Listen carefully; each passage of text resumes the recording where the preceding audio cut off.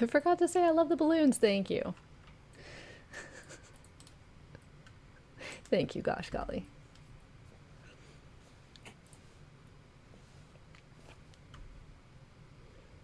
It's the Kristy and Okay, Kristy I show. think it is. Mama. You're so funny, Mama. Oh, I forgot to do ads. Here, wait, let me force ads for a minute and a half. And then, um, there you go. I think a lot of people are subscribed, but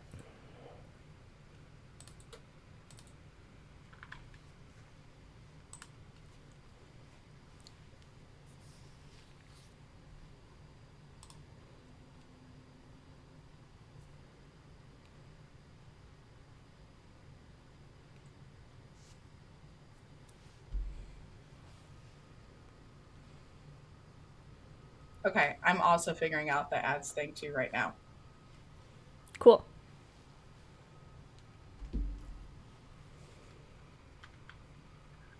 Okay, I'm so excited for you. Thank you. I am. I'm so very excited. So I went on Amazon and I saw that it was up and I knew yesterday on your or the other day on your stream you were like I think it's going to be there. I don't know for sure, but I'm pretty sure it's going to be there. And so I know a lot of people in the writing community are just starting out. So what was that process like for you with Amazon and trying to get your book prepared? It. I was very alone in the process, so as things go, I was just learning as I went along. So KDP is pretty user friendly. There's a lot of information there. So if you have a designer creating your book, there's a place where you can go to you can put in like how many pages is your book and what size is your book, and it'll give you a template of what the book size should be for your designer. And like it's actually really packed with information for you, and it's really easy to find that information. As far as the manuscript went, I found that a little bit tricky to format. It didn't paste easily from one Word document to the other. So you can download sample templates, which is really handy. But then when I pasted the Heiress of Sole in, it wasn't like indenting. So I had to go through the entire manuscript and make sure everything was indented and just make sure everything was spaced properly. It also didn't bring over italics, which so I had to go through and make sure all the italics were there, things like that. So I did find that a little bit tricky, and maybe I just didn't do something properly. Maybe I didn't press the right paste button. I don't know, but I the formatting part was the hardest part, but other than that, KDP is I found really easy to work with, and I got all the information I needed. The only thing I did know now that I didn't know before is that between the deadline of having the manuscript in and everything together and launch date, which is a week, you can't order author copies. So I was like, Okay. shoot, my copies are going to come late. So I uploaded my manuscript at like the 11th hour. Literally, I think I had like 3 hours left before the deadline, and I'm still fixing things. And so I did that, and I'm like, okay, take a break. I'll order my author copies in the morning. And then I went on, and it's like, no, you can't. So hindsight 2020, next time order your author copies way ahead of time. Make sure your manuscript is the way you want it way ahead of time, and it'll work better for you. That's all I got. No, I definitely appreciate the tips and we'll be circling back to like author tips because that's something that I think is so fun to share with the Twitch community. Um and so keeping that in mind and potential resources that you use to kind of help prepare you for the book. One thing that I'm really curious of is who is Kristy in real life? who's Kristy Lee in real life? Like, tell me about her. What does she do? I know she has an amazing dog that I absolutely love seeing on camera. But so tell me a little bit about her and her journey, and then why she's decided that this is something she wants to do. Um, okay. I feel like the Christy that you see on stream is the Christy you get in real life. I'm sorry. The only difference is you don't see the mom side, you don't see the office professional side of me. So in real life, I work full time, 9 to 5, as in an HR firm, and I'm kind of like transitioning into sort of like an IT person there, which is kind of weird. But yeah, so that's my real life. I am a mom, a wife. I am a very busy person in real life, and on stream days, this is my downtime. This is my me time, my relaxed time, spending time with you on Twitch, doing the writing thing. Yeah. So I feel like IT, or well, okay, I feel like IT and your current job is very can be very analytical. And I'm also in IT, which I find hilarious. Okay. So you're going from a very analytical thing to a very creative thing. What do you think draws you from that analytical mind to then going to that more creative side of yourself? I've always kind of been like that. I've always been a fan of numbers, and I mean, like I got my bookkeeper certificate because I like numbers. I like when numbers balance and things like that.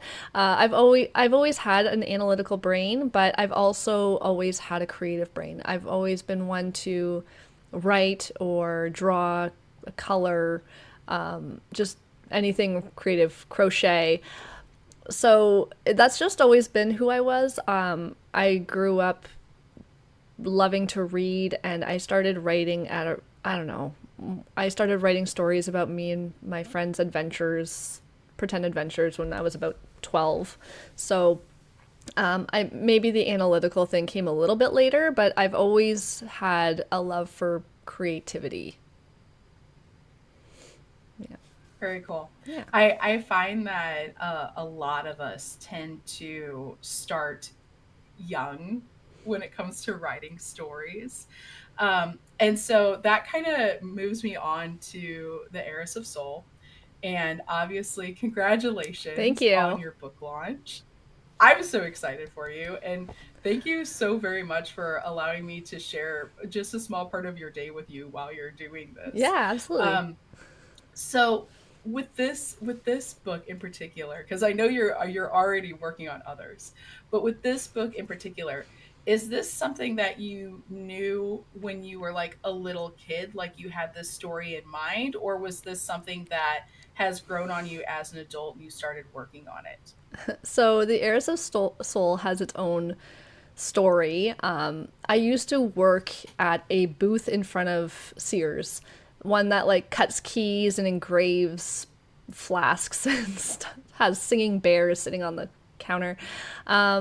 And it wasn't very busy. So one day I brought in a binder filled with line paper and just started writing. It started off as an Inuyasha fan fiction, and I wrote it in pencil. I don't know where this binder is, but I've been trying to find it for like a year. It's here somewhere.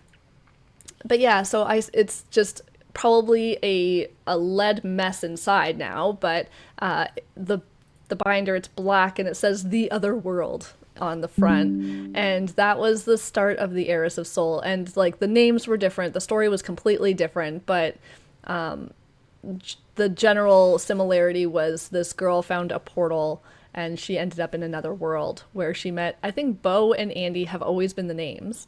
But yeah, they always had like this little like romantic subplot. And yeah, so that pretty much stayed the same. But yeah, that was when I was about 17 it started. when I don't know, every couple of years I would go back to the story and try and finish it. It wasn't until 2018 that I actually wrote an ending to it. But then I stopped writing for a few years, got married, had a family, and when I went back to it, I that was when I decided that I was going to publish it, and that's when I started my Twitch account. So it all Twitch is the reason that the Heiress of Soul is here today, really. That's pretty amazing. Yeah. Yeah. That like having this platform of authors and getting to share with one another is so I feel like there's not another experience like it because I often hear from other authors that writing is a lonely experience. And I've not felt that as much, and it's definitely because of Twitch. So I know Twitch chat probably wants to hear more about themselves, but I promise I will get back to that because my main focus on it is the book and I want to know why this story in particular was like the story that you've been working on for a while and why this is a story that you had to write. That's a great question. I'm not sure. All of my stories, I was thinking about this. I was driving in my car yesterday thinking about this question, like, why this story and why all the other stories? And I think all of my stories have to do with the protagonist being lost and not exactly knowing where they fit in the world. And that's pretty much the main theme of all of my stories. So I think this story was important because for a really long time I felt lost. I didn't know who I was or where I fit. And I think a lot of people can relate to that feeling where you can't figure out what you want to be when you grow up and you don't know where you're going to be in a year, 3 years, 5 years because you just don't know where you fit. And like I can confidently say right now that I can see myself still doing this next year. I will be writing for a really long time. Like I feel like I found my people through writing and I found my place in the writing community. But that wasn't the case when I was writing The Heiress of Sole. And it wasn't exactly the case when I was writing some of my other works as well. So I think it's really powerful to show how somebody who doesn't fit in managed to somehow find their place in the world and find that balance. That's I always love different themes in people's books. I've often heard people say authors will write the same story multiple times just with different characters and different settings, but the themes are the same because that's what really speaks to us is certain themes. Right. So I know that you said that you specifically focused on a character who felt lost in the world. Um, Throughout this process, you also mentioned like kind of also finding your own place, which I think is a really special thing to say. Do you tend to when you're writing, I know this book is a fantasy kind of portal fantasy type book. Is this the genre that speaks to you, or is there other genres that you're kind of interested in investigating and dabbling in? This genre absolutely does not speak to me. It did. It did when I was 17. It did when I was feeling that loneliness of not finding my place and fantasy is a great way to escape to a different world. But as I grew older, I found writing fantasy incredibly frustrating. Trying to keep track of magic systems and just like all of the things that are completely different between writing a fantasy and writing a contemporary. But like the stalactites hung like chandeliers. Oh yeah, there's no chandeliers in this world, so I can't grade that. Oh, let's take the driver's seat. Oh, we can't take the driver's seat because there's no cars. So it was just like trying to write things sometimes felt frustrating, just because I'm like, oh yeah, this world doesn't have anything, anything fun. And yeah, writing fantasy isn't really my like. When you read the Heiress of Soul, you'll see that there isn't a ton of fantasy in it. There is, but there isn't a. It's not like a deep dive into magic systems or anything like that. But from now on, I am focusing mostly on contemporary romances. So I'm still keeping that romance aspect, but it's now they have cell phones. That's amazing. I'm a big fan of Brandon Sanderson, and one of the things that Brandon says is in his books. This has been translated to like today's verbiage or wording, because he talks about, can I say that they sat on an ottoman if the Ottoman Empire never existed in their Exactly. world. And so he's like I just removed that stress from me and kind of threw that out.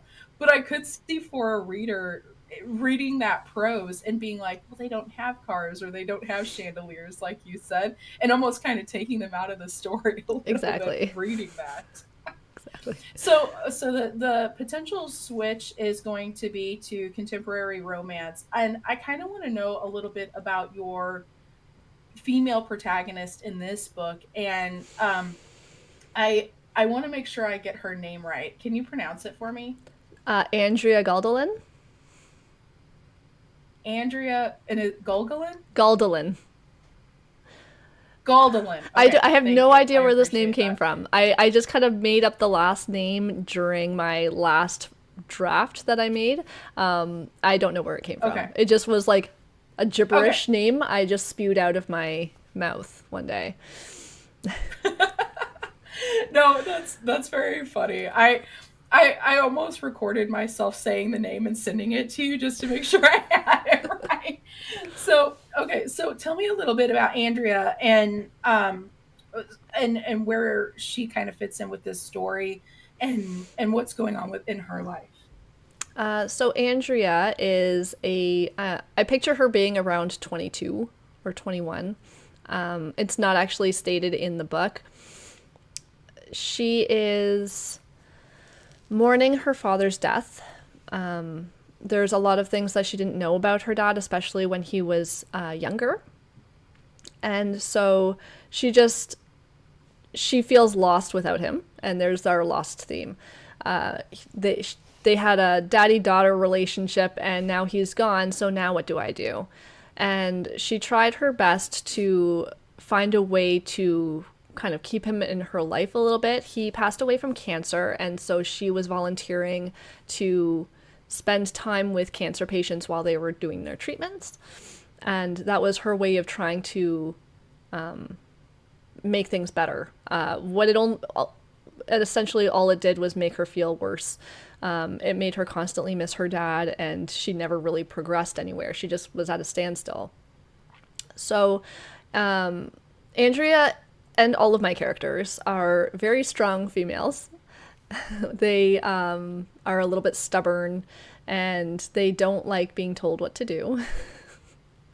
I can maybe relate to that a little bit. But so when she has a little bit of like a vision that sends her to this valley that her dad always took them to, her and her mom, just have picnics and just spend time there.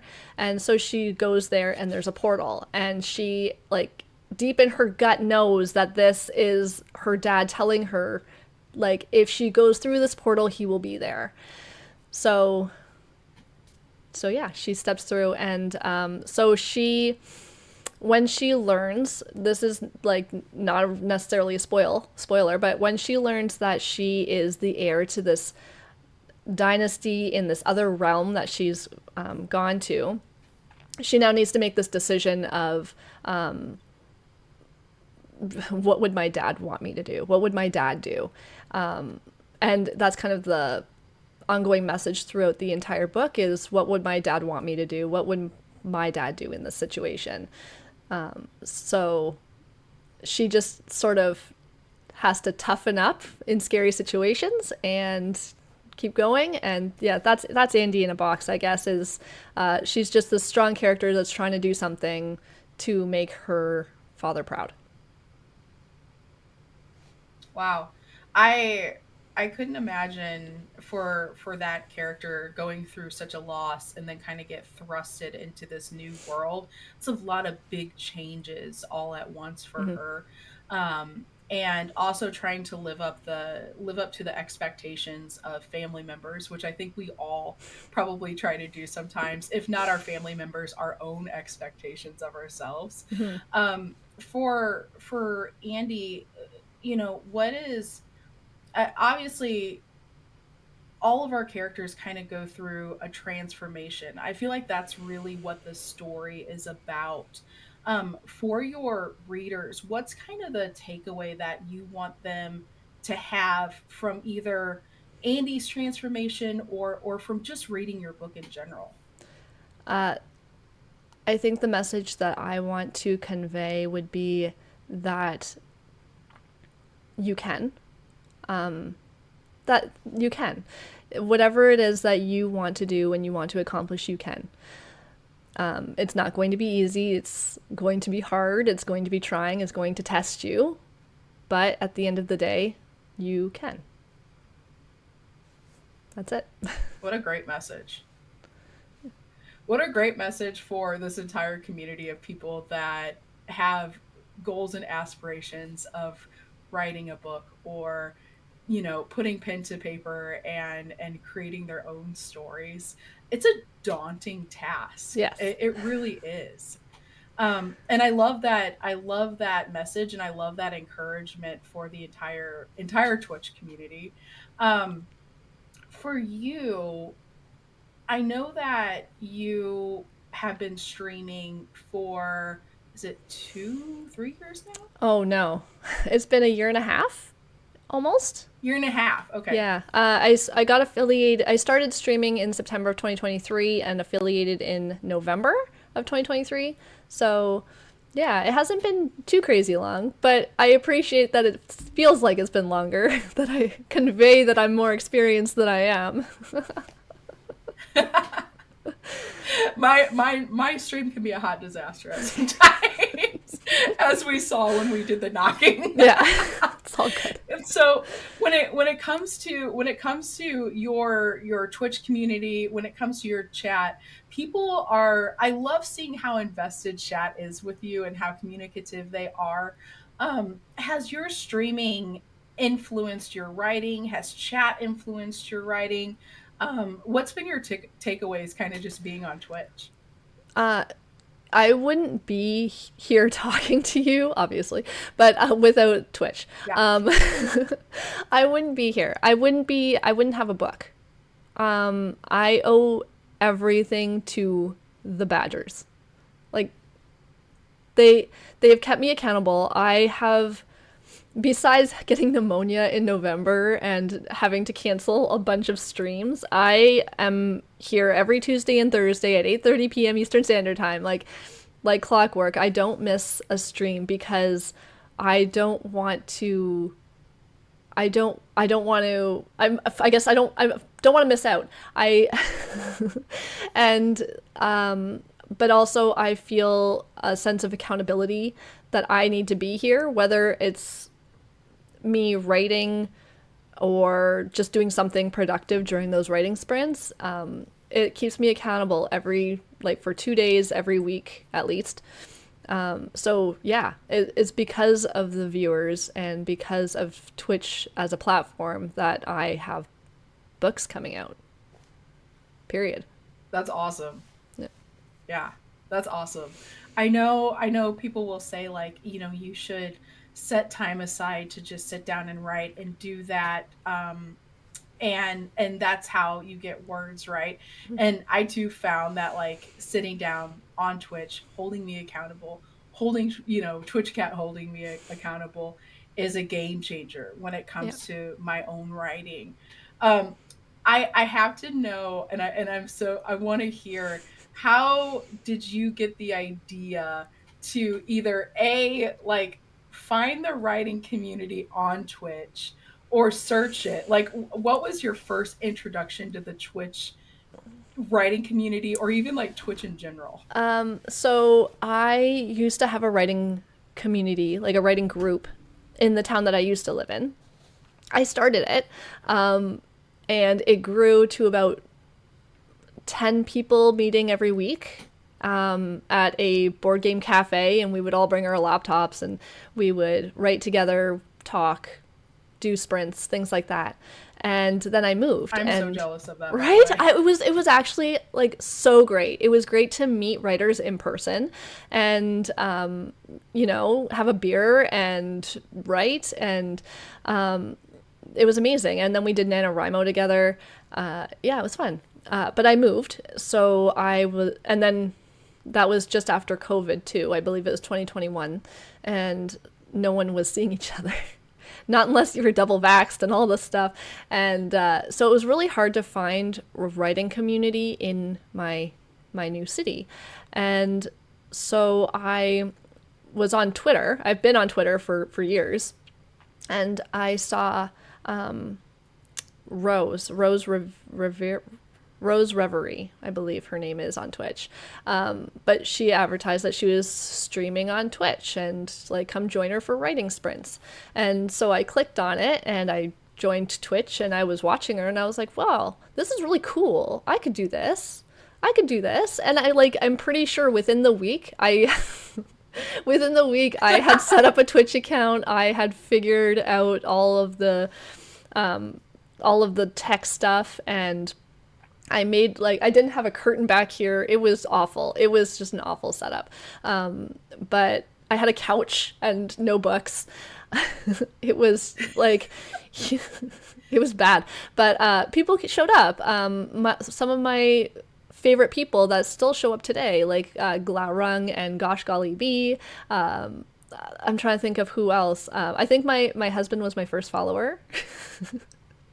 But Of course. but yeah, that's how it started. I was just like, I can do this. And I just tried. I love hearing people's like their stories of like getting in, of course. Yeah. Because like I've told, other authors, we exist out in the real world, but I've told other authors that, I do this, and I've met other authors, and the community's been extremely welcoming, and they just look at me like, what? You do what? And And they were like yeah, really you do what? condescending about it. They're like, "Oh, like your little stream thing," and you're like, "No, what?" This is a big deal. I think the most common question I get is, so people watch you just write. Like, they just watch you. And I'm like, yeah, that's a thing. It's like co-working. And in their This is a defense, it thing. does sound super boring. Like it does not sound interesting at all. But it's like, no, I have to be entertaining too. I have to entertain them while I do it. That's definitely what sets you apart with your stream, because when I'm doing it, I'm like literally just head down 50 minutes straight co-working, Meanwhile, I'm in like a maybe rainbow 5, 10 zebra minutes. onesie, like dancing to Yeah. Purple Hat. So when I first started on Twitch, I really started because I'm a huge esports nerd, and I'm just a huge like fangirl of things. And so I know that, you said your book started as almost like fan service to yourself. So can you talk a little bit about that, and like how you went from writing kind of like something that you created for yourself, and it was like a fan story, and then it kind of molded into this new thing? I don't really know how it happened. I guess it started off with Inuyasha fan fiction, and then I was like, oh, but it would be cool Can if you this explain what that happened. is, just for the Oh, people that don't Inuyasha know? is an anime, a very popular Okay. anime. I don't know if it's on any streaming anymore, but it's quite old now.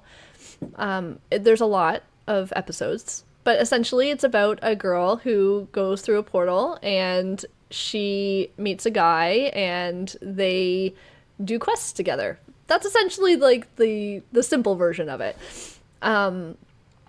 And that's sort of how it started with my fan fiction. And then I'm like, oh, but it'd be cool if this happened, and it'd be cool if that happened, and maybe Mm, this person's different. And so it just kind of ends up changing as I kept going through drafts. I kept changing things and changing things until it was its own completely different thing.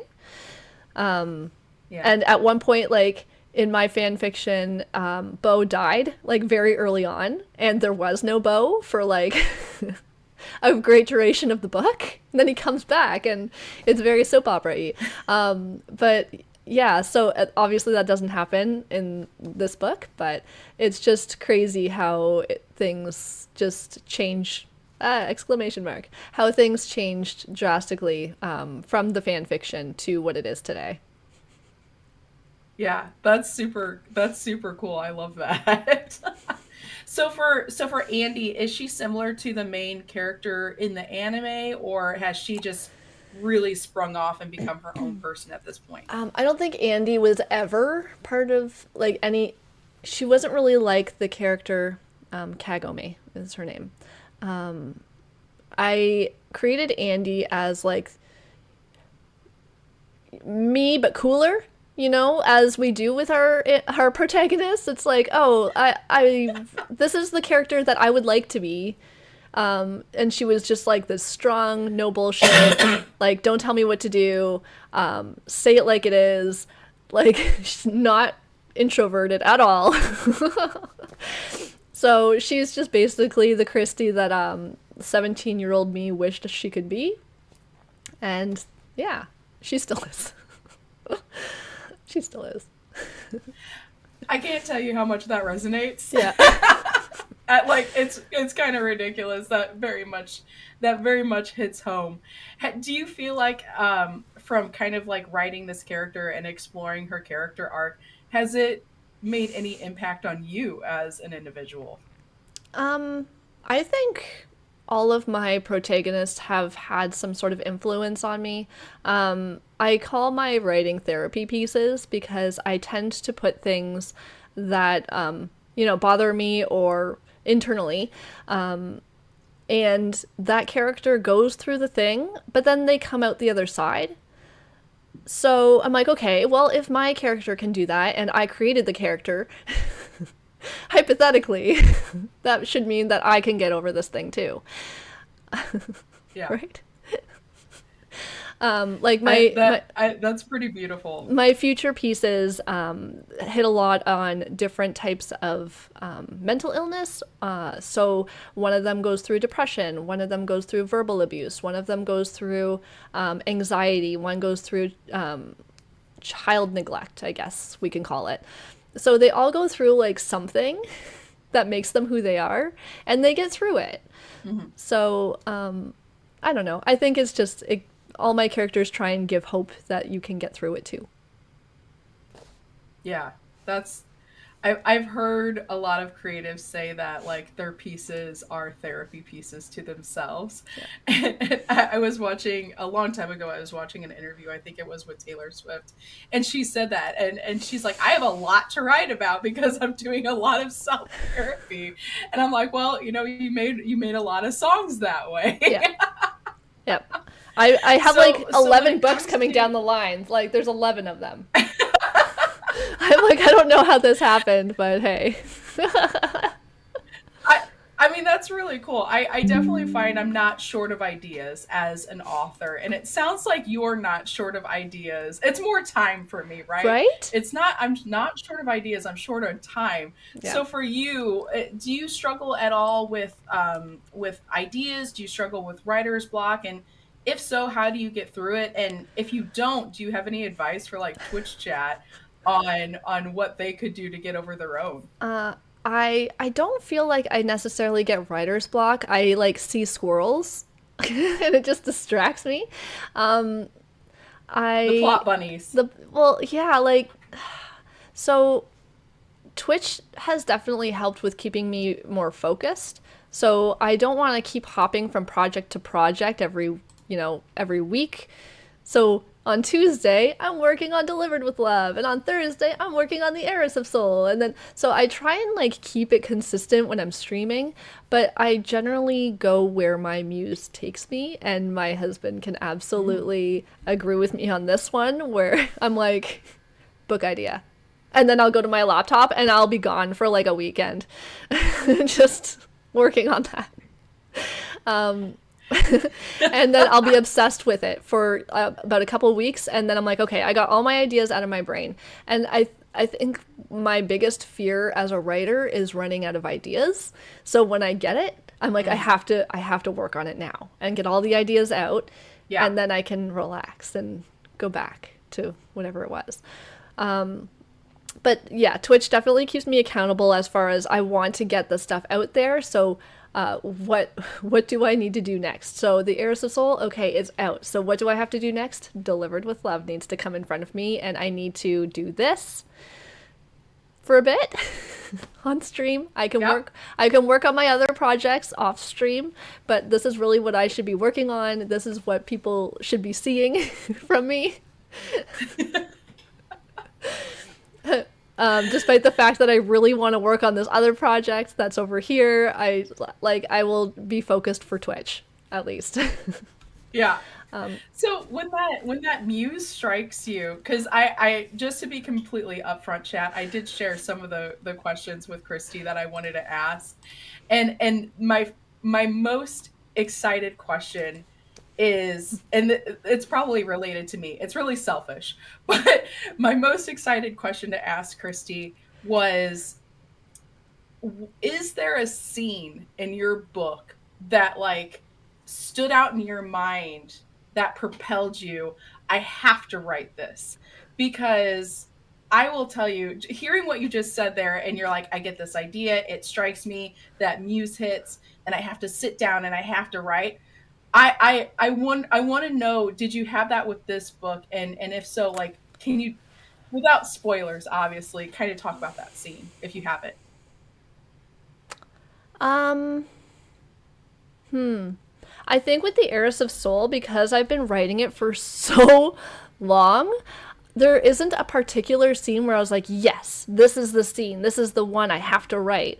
And even when I think about it, I can't think of any particular scene that excites me more than other ones. There are so many that I really love.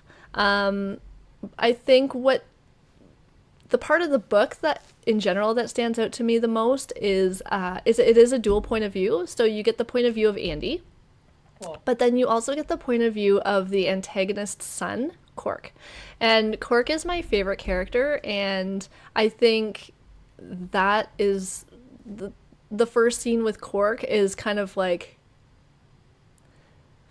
it stands out for me because you go from this Andy, you just go from Andy to this completely different character, and then you're like, wait a minute, who is this person? And then you find out that they're the antagonist's son, and so you're seeing, you're getting a little glimpse from behind enemy lines, I guess we'll say. So I think that's the part that excites me to read. For other works going forward, there have been scenes where I'm like, I have to write this scene, but I have to start at chapter 1 and I have to work my way to that scene. And for instance, one of them in Kaleidoscope. Kaleidoscope is a contemporary romance, childhood friends to lovers. And I knew I wanted this scene where she's upset and then he shows up at her door in a Superman costume or like a superhero costume. It ended up being Captain America. But I knew I wanted this scene because he knew she was upset and he didn't want her to cry and he doesn't know how to make her feel better. But when they were kids, he would just do something stupid and it would make her feel better. So I knew I wanted this scene and I had to have it in the book. So that it's like stuff like that does absolutely happen in my life where I'm like, this is a scene, it's going to happen like halfway through the book.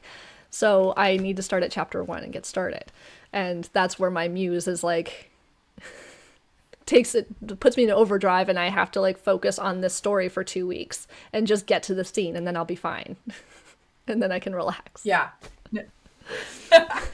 I definitely, mine's kind of similar, like especially when you've been working on something so long. Like I literally, one of those stories that I've been wanting to tell, I knew it at like 12 years old, but it's just evolved over time. So there wasn't a particular scene, obviously, then that I wanted to write.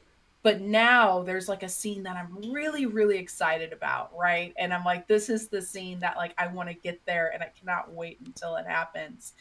I know for you, you said that like Andy was really rooted in yourself and you can kind of like resonate with her, but you also said that one of your favorite things is kind of diving into this other voice.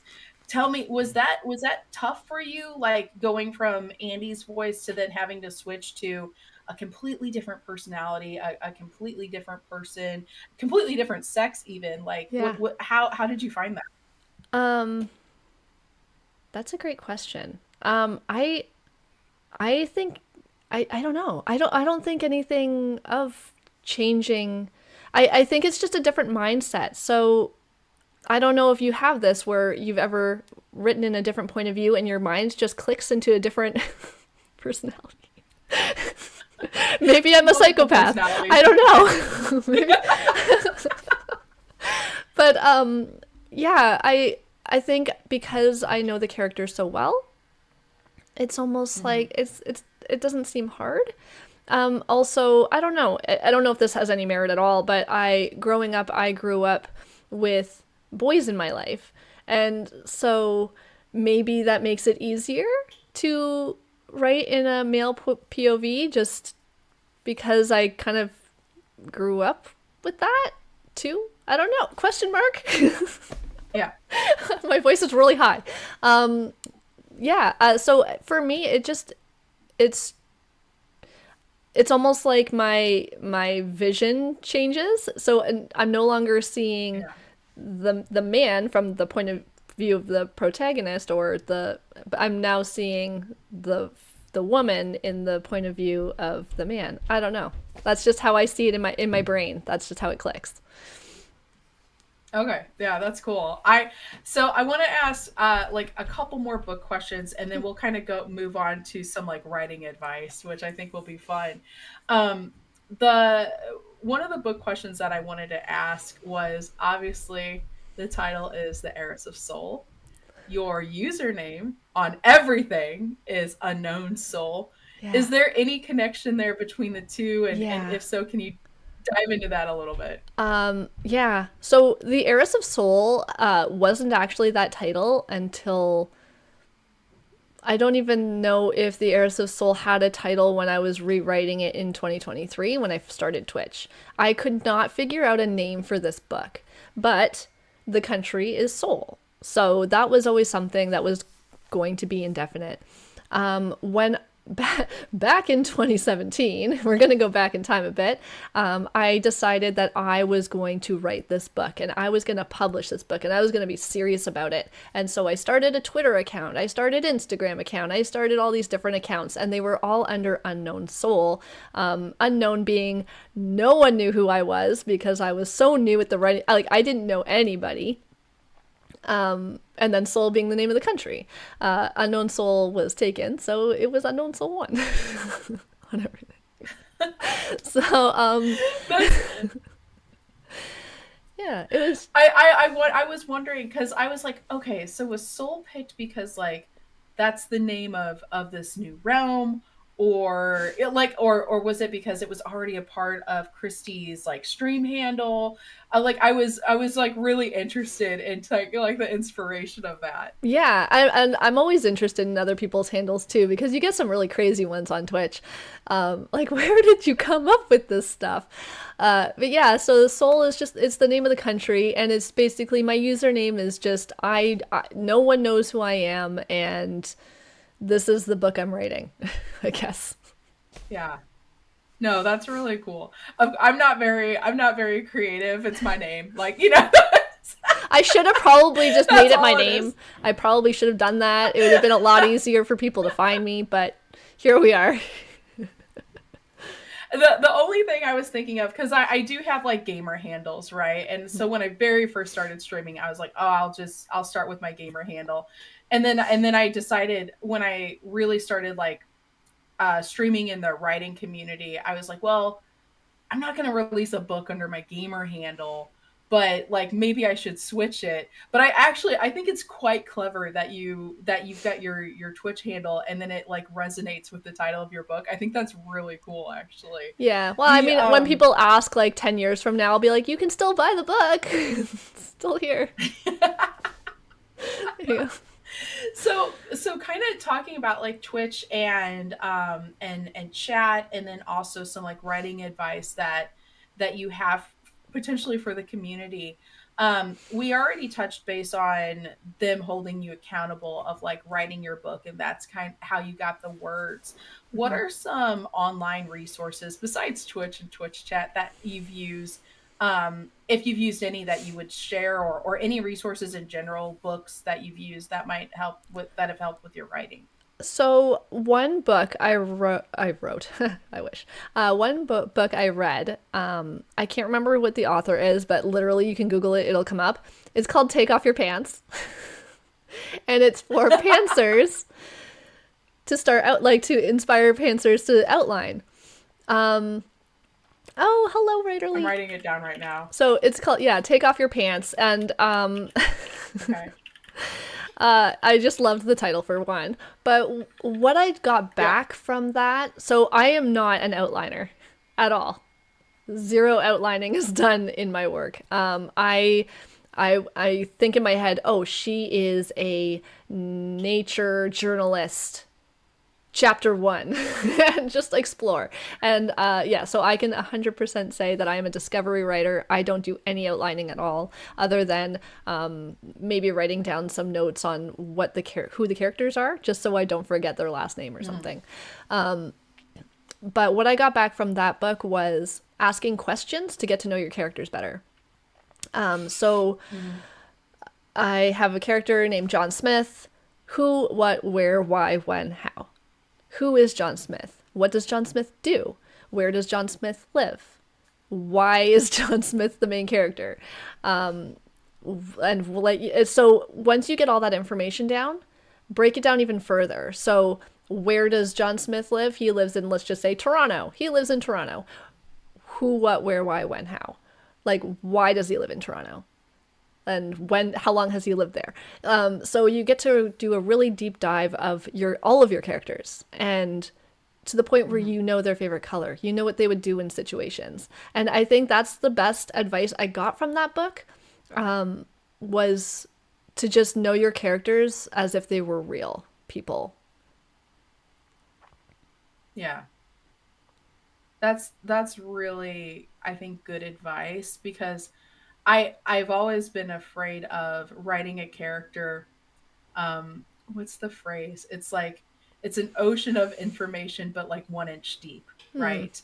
And so kind of digging deeper into that character, kind of finding their motivations and who they are and what drives them as a person, and ultimately your story is so important, not only for the progress of the story, but also getting that connection with the reader.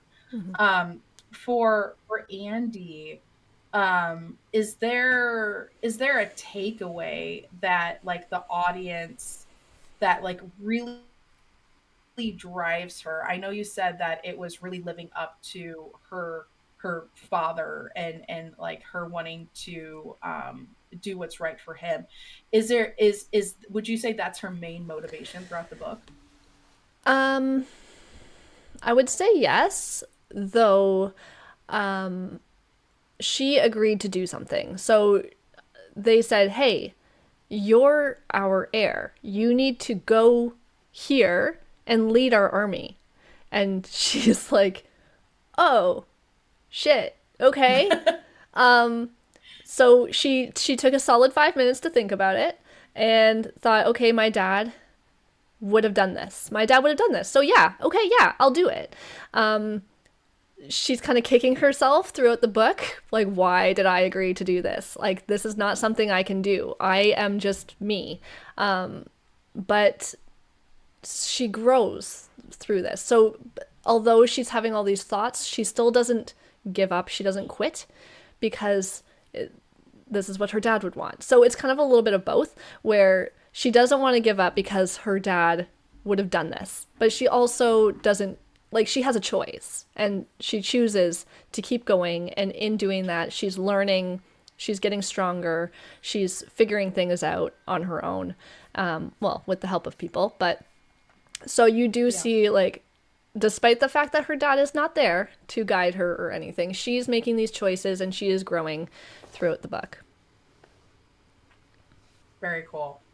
The so I touching base on character arc and kind of seeing that growth.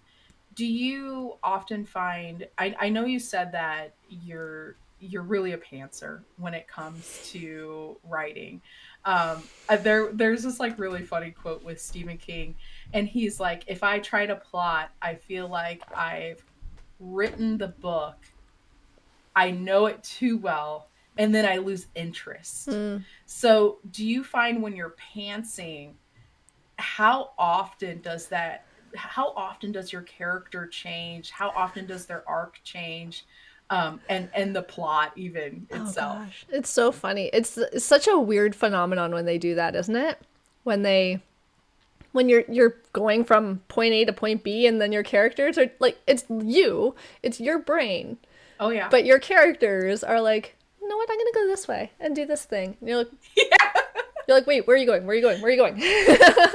And but I love that too. I do actually really love that. I have a plan in my head, but then my characters kind of veer off a little bit, and I'm like, okay, let's see where this goes. And I don't Hmm. try and reel it in. I like that's the part of the discovery writing that I love is, okay, this wasn't what I planned, so let's see what happens. And it usually comes out to be something like weird that I'm like, okay, now we got to figure this out and problem solve, or it turns into like a really nice like scene between friends, or like a first Yeah. kiss or something. It ends up being like really cool.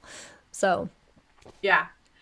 I think that's great advice actually for the community is and I do the exact same thing that you do. I do find that a lot of times people haven't quite found their style yet, right? Like they like the idea of being a pantser or they like the idea of being a plotter, and so they try to fit themselves in that mold. And really, even with plotting, there's a little bit of pantsing in between, right? Because you know your points really well, and you try to make them rigid, but you still kind of have to figure out how to get to from point A to point B. So there's like a tiny bit of pantsing in there, but I do definitely get the idea of you have a character, they have an identity, they have their own motivations, and you say, "Hey, there's this thing over here I need you to eventually get to." And they're just like, no, yeah. like I'm gonna get there my own way, which helps me get words honestly because I just let them explore and do their own thing.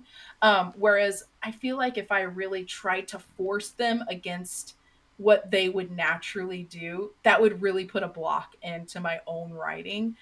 And I have one character that I'm a huge Baldur's Gate fan, and I love Asterion, and he's this like vampire character who just is like almost like an anti-hero. And I feel like the more troublesome a character can be, they really kind of do it worse for me. Like they really want to go off and do their own thing because he's kind of a troublesome meddlesome character in general. Do you have a character like that like really tried to pull you away more from where you wanted to go with the story? Hmm. Um. I know what that may actually be like the definition of cork. My other Yeah. POV in the Heiress of Soul. Um. But he comes from a good place. Yeah. He I'm trying to think now. So writing Cork, I really wanted him to be more of a troublemaker. However, he really wanted to help. And so there's like this thing where I would be like, no, you have to be kind of like a jerk, but he didn't want to be. I don't know. It's really weird. So he ended up being more of a character than I thought he was going to be, and he ends up being my favorite character. Yeah. So I guess in doing that and letting them discover, they end up molding their own characters and their own. I don't know. Is you know what I mean? Oh yeah. But yeah, it can create It's some funny great how like things. it's the troublemakers, they become your favorites But over it's funny time. because like I'm trying to make him more of a troublemaker. He's like, but I'm really good. And it's like, no, you're not. Think about it. Oh gosh. All right. Well, what I want to do is we've only got like a couple minutes left, so I want to do some rapid fire Oh questions gosh, for okay. you. So so I did not send these, chat. I did not send these in advance. I'm not good at improv. So Kristy has no idea yeah, Kristy has no idea what I'm going to ask. Okay. Some of these are going to be controversial, so just so you know, but I'm going to make it as rapid fire as possible. Okay. Okay. Okay. Controversial questions. Great. Coffee or tea? Coffee. Okay. Cats or dogs? Oh, I have a dog. I guess I'll say dog because of Phoebe. Okay. Favorite writing snack? Chips. Crackers. Okay. Favorite literary trope? Enemies to lovers. Pineapple on pizza. Yes. Morning writer or night owl? I'm a morning writer, but I'm forced to write at night for Twitch, so I would say morning. Yeah. Okay. Ebook, hardback, or audio? Oh, that's a hard one. Oh, that's a hard one. Oh, okay. If I had the choice, I would definitely want a hardcover, but because of time and not having time to read, I'm forced to do audiobook. Yep. You know what I mean? First person or third person? First. Okay. Actress for your main character, Andy. Oh, you did put Who'd you this. pick? I don't know. I did share one, sorry.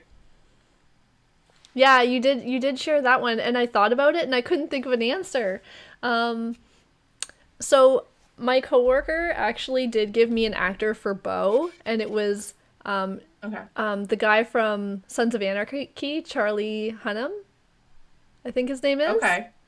But for Andy, it's so hard. Like, I mean, Zendaya. That's probably the answer for anybody's character. Zendaya. Platter or pantser? Oh, Pantser. Pantser. Favorite author?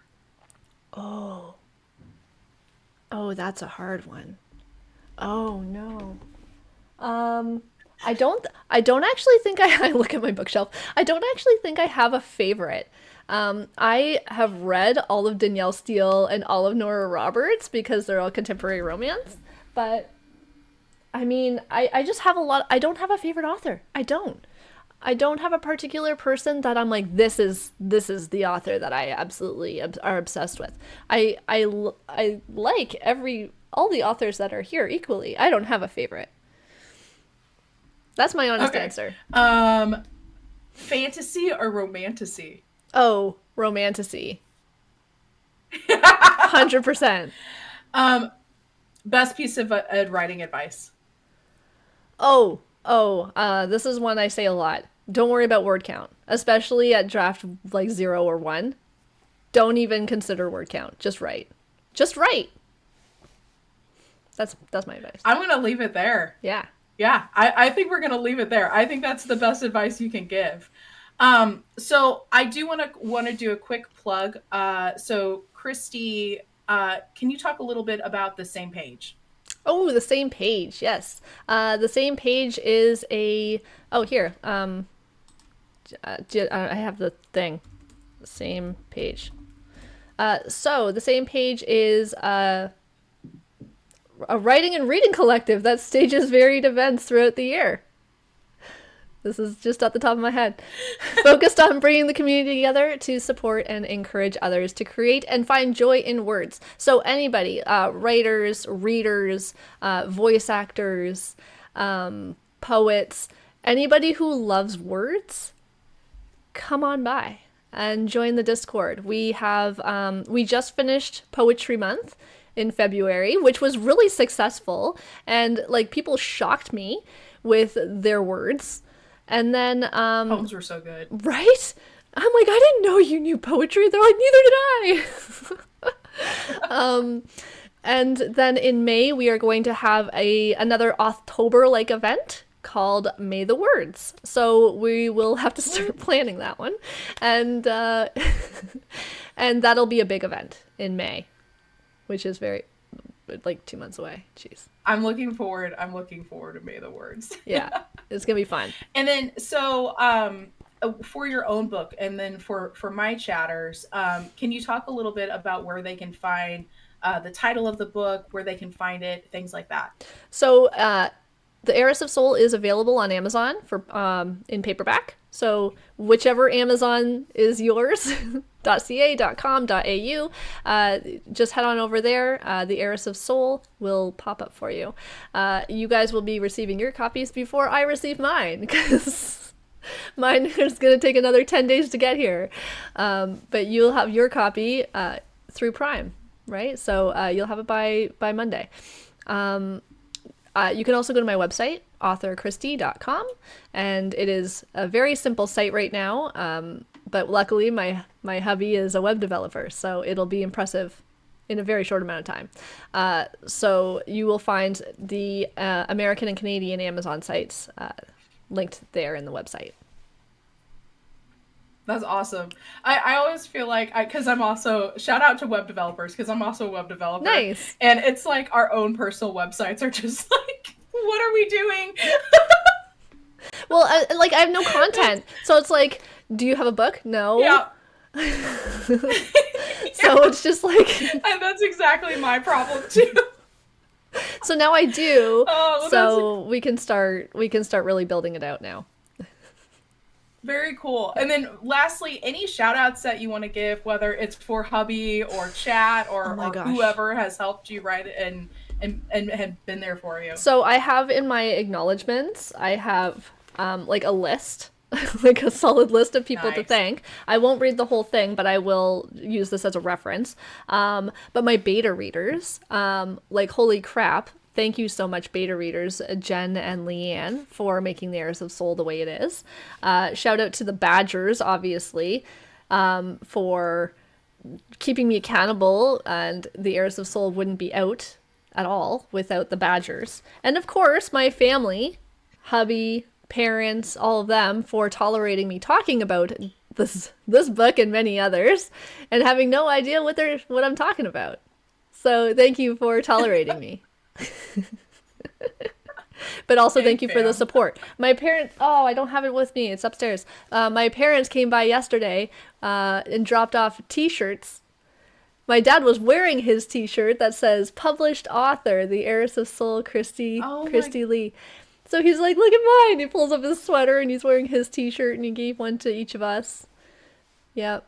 My gosh, that's so awesome. Cute. Please post that on like Instagram or something. Well, I put my kid's t-shirt on Phoebe and put it on Discord. And very cute. She's a very good model. So, yeah. And what socials can people find you at? You can Besides, find me, obviously, Twitch. Obviously. So you can find me at Unknown Soul 1 on Twitter, Instagram, and then I'm Unknown Soul 0 on TikTok because 1 was taken. So how dare they? I know. So you can find a bunch of stupid videos of me just doing stupid things on TikTok. Everywhere else, I try to be like a professional, just give like updates on my journey. But TikTok doesn't really like that, so they like the silly videos. Awesome. And then any final words that you have? Anything that you got? Oh gosh. Not really, but thank you so much for taking the time to do this interview. taking time out of your weekend. That's awesome. And yeah, thank you everybody else for coming by and, supporting. It's amazing. You guys are amazing. Oh, I do have channel points redeemed. So if you do purchase a book, you can redeem the I bought a copy and it'll make a little celebratory sound. Yeah. That's awesome. I love that. Yeah. Hold on, I'm pulling up. Let's see here. I had it. I've got it. Where is it? Amazon. Oh, Hold thank on. you, Where are we Writerly. at? You're amazing. I cannot wait. I'm so excited. I can't wait for my book to get here. And I even like this is my husband's Kindle, Yeah. and I was like, listen, I need this because like at first I was gonna buy I wasn't sure if it was like an ebook or a paperback, and I stole his Kindle because I was like, I'm getting it today. Like Yeah. let No, me it's have only it. available on But paperback right now. I will make it available for ebook soon. I don't know when. okay, very cool. Well, thank you so much for having me. And sharing your day with me and putting up with all my fun questions and or maybe not fun. I don't know. No, We're it was fun. we're all introverts, so I I was know. like, This has been but completely seriously, thank you uncomfortable and so. awkward. No, you were. I had a great time and just thank you for sharing your day with me, for sharing this event not only with your chat, also my chat. I'm really excited, and for those of you guys that haven't purchased yet, definitely I'm like the second I jump off this call, I'm hitting the buy button Yay. and can't wait for my copy to arrive. So Awesome. thank you guys so much. Thank you for having me. I appreciate it. Thank you so much. Oh my gosh. Thank you so much. It's been so much fun. I'm glad. I'm glad. All right, bye guys. I All will right. see you on the next stream. All right. And Badgers, if you haven't already, go follow Kristy Hartter on her Twitch page. Bye guys. All right. Bye. How fun was that? My goodness. Oh my gosh, that was so much fun. Oh, okay. So I'm sorry. I couldn't really look at chat too much because we were doing a lot of talking. Um, Yay! Thank you, Kristy Harter. So, double Kristy stream. Kristy